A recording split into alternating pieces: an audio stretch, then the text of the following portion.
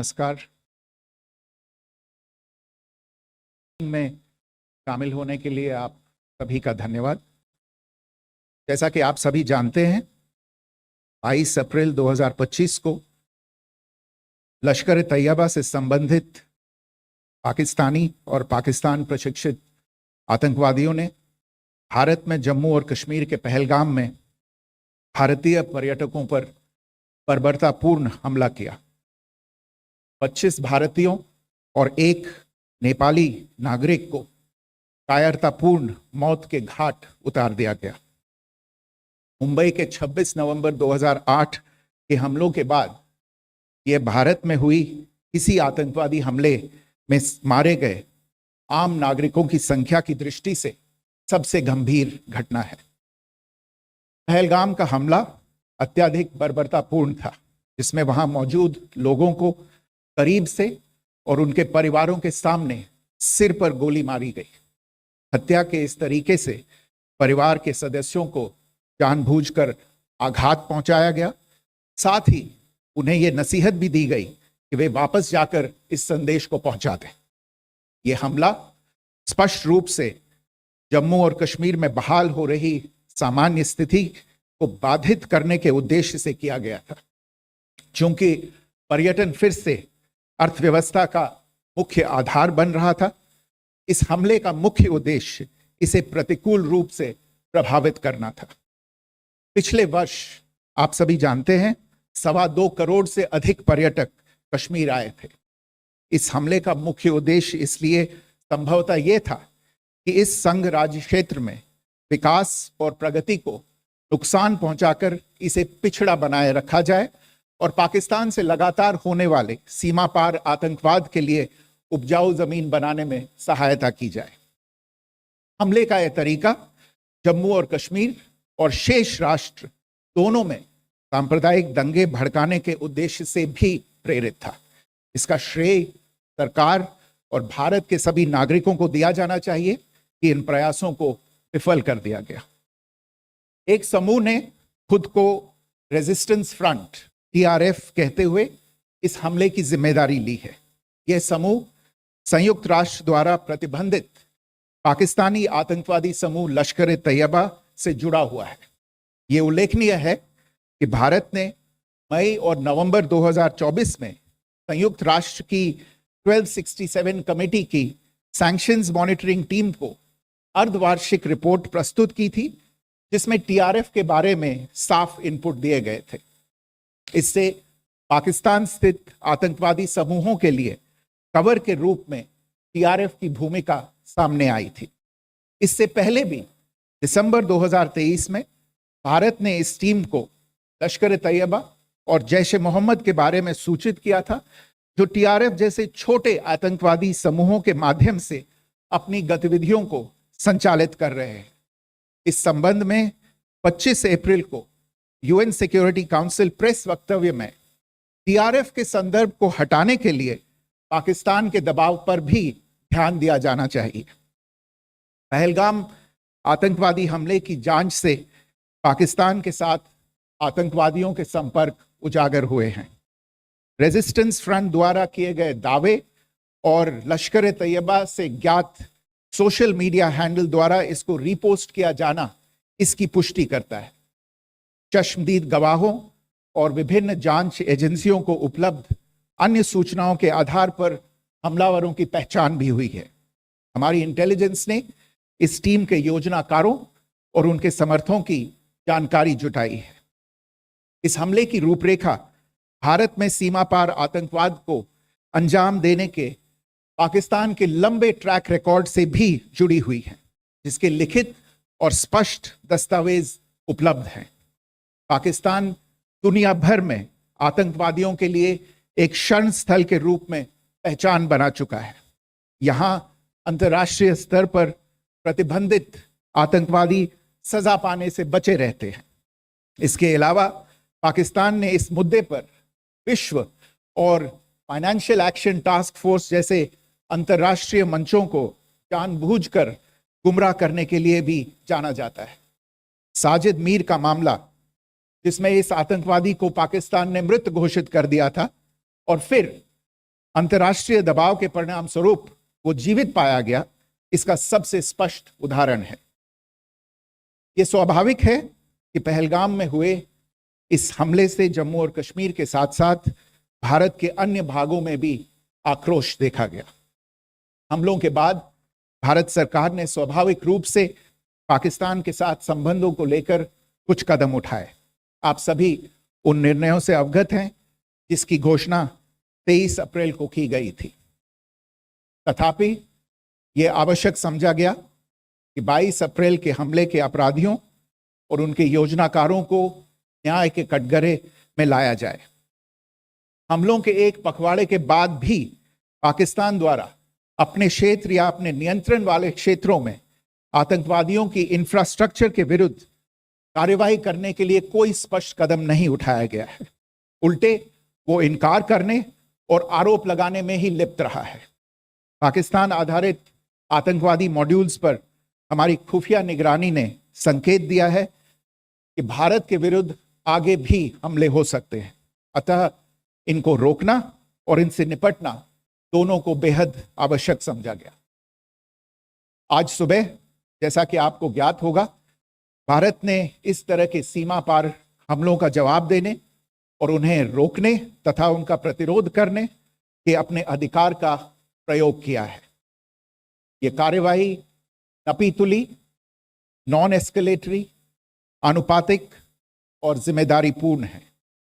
यह आतंकवाद की इंफ्रास्ट्रक्चर को समाप्त करने और भारत में भेजे जाने वाले संभावित आतंकवादियों को अक्षम बनाने पर केंद्रित है। आपको यह भी स्मरण होगा कि 25 अप्रैल 2025 को संयुक्त राष्ट्र सुरक्षा परिषद ने पहलगाम आतंकवादी हमले पर एक प्रेस वक्तव्य जारी किया था, जिसमें आतंकवाद के इस निंदनीय कार्य के अपराधियों, आयोजकों, फाइनेंसरों और प्रायोजकों को जवाबदेह ठहराने और उन्हें न्याय के दायरे में लाने की आवश्यकता पर जोर दिया गया था। भारत की आज की इस कार्यवाही को इसी संदर्भ में देखा जाना चाहिए। Good morning. Thank you all for joining this briefing. As you are all aware, on April 22, 2025, Pakistani and Pakistan-trained terrorists belonging to the Lashkar-e-Taiba carried out a savage attack on Indian tourists at Pahalgam in Jammu and Kashmir in India. They murdered 26 people, including one national of Nepal, causing the largest number of civilian casualties in a terrorist attack in India since the 26 November 2008 attacks in Mumbai. The attack in Pahalgam was marked by extreme barbarity, with the victims mostly killed with headshots from close range and in front of their families. Family members were deliberately traumatized through the manner of the killing, accompanied by the exhortation that they should take back the message. The attack was clearly driven by the objective of undermining the normalcy returning to Jammu and Kashmir. In particular, it was designed to impact the mainstay of the economy, tourism, with a record 23 million tourists visiting the valley last year. The calculation, presumably, was that harming growth and development in the Union Territory would help keep it backward and create fertile ground for continued cross-border terrorism from Pakistan. The manner of the attack was also driven by an objective of provoking communal discord, both in Jammu and Kashmir and the rest of the nation. It is to the credit of the government and the people of India that these designs were foiled. A group calling itself the Resistance Front has claimed responsibility for the attack. This group is a front for the UN-proscribed Pakistani terrorist group Lashkar-e-Taiba. It is notable that India had given inputs about the TRF in the half-yearly report to the monitoring team of the UN's 1267 Sanctions Committee in May and November 2024, bringing out its role as a cover for Pakistan-based terrorist groups.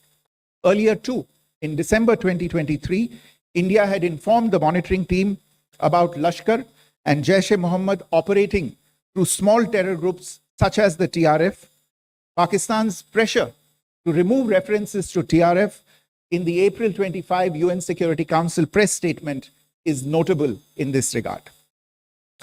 Investigations into the Pahalgam terror attack have brought out the communication notes of terrorists in and to Pakistan. The claims made by the Resistance Front and their reposting by known social media handles of the Lashkar-e-Taiba speak for themselves. Identification of the attackers based on eyewitness accounts as well as other information available to law enforcement agencies has also progressed. Our intelligence has developed an accurate picture of the planners and backers of this team. The features of this attack also tie in with Pakistan's long track record of perpetrating cross-border terrorism in India, which is well documented and beyond question. Pakistan also has a well-deserved reputation as a haven for terrorists from around the world, with internationally proscribed terrorists enjoying impunity there. In addition, Pakistan has been known to willfully mislead the world and international forums, such as the Financial Action Task Force, on this issue. The Sajid Mir case, in which this terrorist was declared dead and then, in response to international pressure, brought back to life, found alive and arrested, is the most glaring example. The latest attack in Pahalgam has understandably generated deep anger in Jammu and Kashmir and in other parts of India. Following the attacks, the government of India naturally responded with a set of initial measures relating to our engagement with Pakistan. You're all aware of the decisions that were announced on the 23rd of April. However, it was deemed essential that the perpetrators and planners of the 22nd April attack be brought to justice. Despite a fortnight having passed since the attacks, there has been no demonstrable step from Pakistan to take action against the terrorist infrastructure on its territory or on territory under its control. Instead, all it has indulged in are denials and allegations. Our intelligence monitoring of Pakistan-based terrorist modules indicated that further attacks against India were impending. There was thus a compulsion both to deter and to preempt. Earlier this morning, as you would be aware, India exercised its right to respond and preempt, as well as deter more such cross-border attacks. These actions were measured, non-escalatory, proportionate, and responsible. They focused on dismantling the terrorist infrastructure and disabling terrorists likely to be sent across to India. You would also recall that the Security Council on 25th April 2025 had issued a press statement on the Pahalgam terror attack, underlining, and I quote, the need to hold perpetrators, organizers, financiers, and sponsors of this reprehensible act of terrorism accountable and bring them to justice, unquote. India's latest actions should be seen in this context. Joining me for this briefing on our actions earlier this morning are Colonel Sophia Qureshi and Wing Commander Vyomika Singh. I will request them to share some details regarding Operation Sindoor with all of you.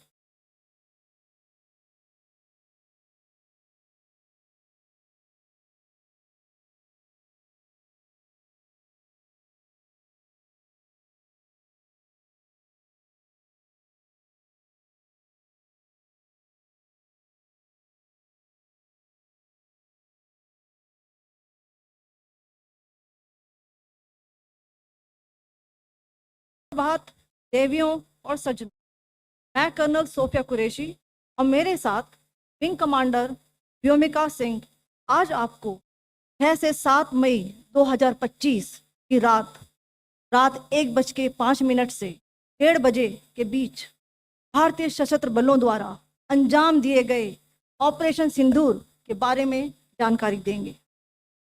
Operation सिंदूर 22 अप्रैल को पहलगाम में हुए विभत्स आतंकवादी हमले के शिकार मासूम नागरिकों व उनके परिवारों को न्याय देने के लिए लॉन्च किया गया था। इस कार्रवाई में 9 टेररिस्ट कैंप्स को टारगेट किया गया और पूरी तरह से इसे बर्बाद किया गया।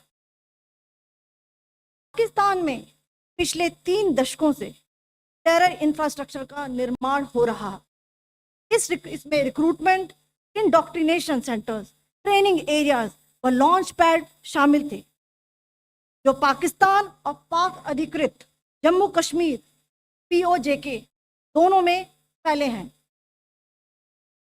Operation Sindoor was launched by Indian Armed Forces to deliver justice to the victims of Pahalgam terror attack and their families.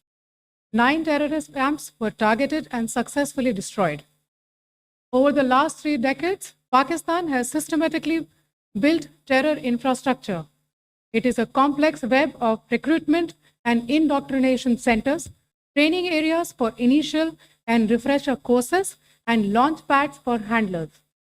These camps are located both in Pakistan as well as Pakistan-occupied Jammu and Kashmir areas. Some of the well-known training camps are located, as you can see on the screen.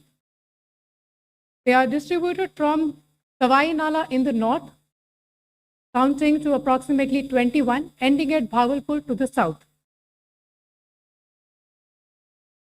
इन लक्ष्यों का चयन विश्वसनीय intelligence सूचनाओं के आधार पर हुआ ताकि आतंक गतिविधियों की रीढ़ तोड़ी जा सके, और यह खास ध्यान दिया गया कि निर्दोष नागरिकों और सिविलियन इंस्टॉलेशन को नुकसान न पहुंचे।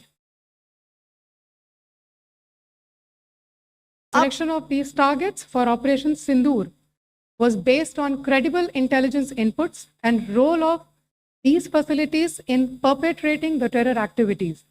The locations were so selected to avoid damage to civilian infrastructures and loss of any civilian lives. This was done with due diligence, and the camps selected for targeting and their engagement will now be shown to you one by one. POJK के targets मैं आपको बताना चाहूंगी। सबसे पहले सवाई नाला camp Muzaffarabad, जो कि POJK के लाइन ऑफ कंट्रोल से 30 किलोमीटर दूर है। यह एक लश्कर तोयबा का ट्रेनिंग सेंटर था। 20 अक्टूबर 2024 सोनमर्ग, 24 अक्टूबर 24 गुलमर्ग, 22 अप्रैल 2025 पहलगाम, इन हमलों के आतंकियों ने यहीं से प्रशिक्षण लिया था। सैयदना बिलाल कैंप जफराबाद, यह एक जैश ए मोहम्मद का स्टेजिंग एरिया है। यह हथियार विस्फोटक और जंगल सर्वाइवल ट्रेनिंग का केंद्र भी था। गुलपुर कैंप कोटली, यह LOC से 30 किलोमीटर दूर था। लश्कर तोयबा का बेस था, जो रजौरी पुंछ में सक्रिय था। 20 अप्रैल 2023 को पुंछ में और 9 जून 2024 को तीर्थ यात्रियों के बस हमले में यहीं से आतंकी को ट्रेन किया गया था।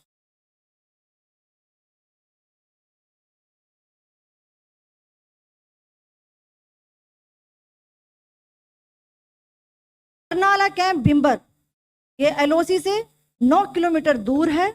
यहाँ पर हथियार हैंडलिंग, आईडी व जंगल सर्वाइवल का प्रशिक्षण केंद्र था। अब्बास कैंप कोटली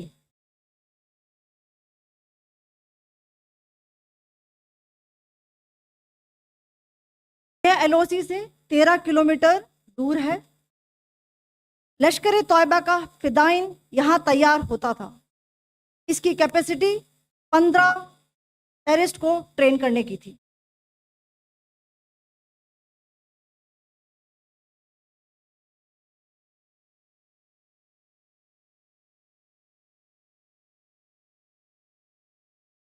अब मैं पाकिस्तान के अंदर के टारगेट से अवगत कराना चाहूंगी।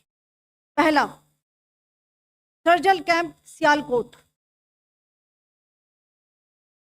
यह अंतर्राष्ट्रीय सीमा से 6 किलोमीटर की दूरी पर है, सांबा कटवा के सामने।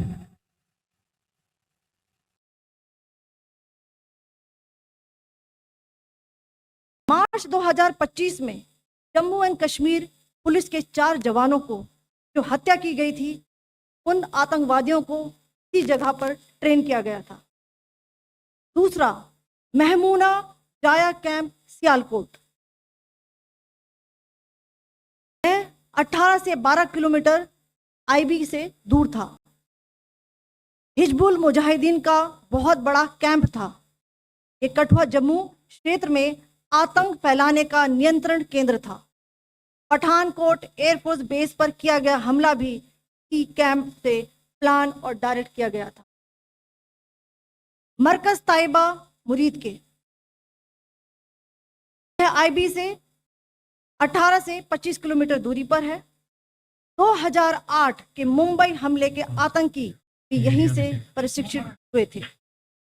अजमल कसब और डेविड हेडली भी यहाँ ट्रेन हुए थे।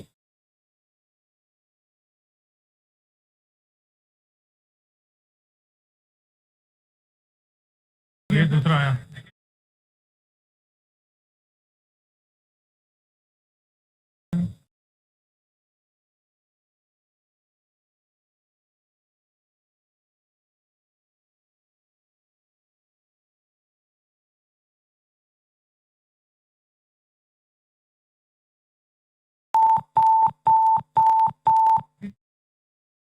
एंक्लोजर सेम ही है।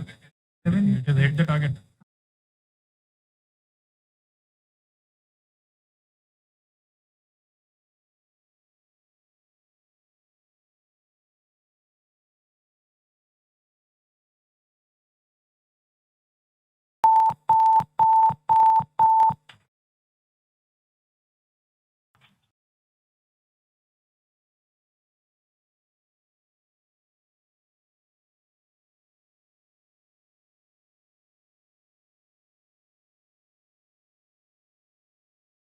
मरकज सुभान अल्लाह भावलपुर ये इंटरनेशनल बाउंड्री से 100 किलोमीटर दूर है।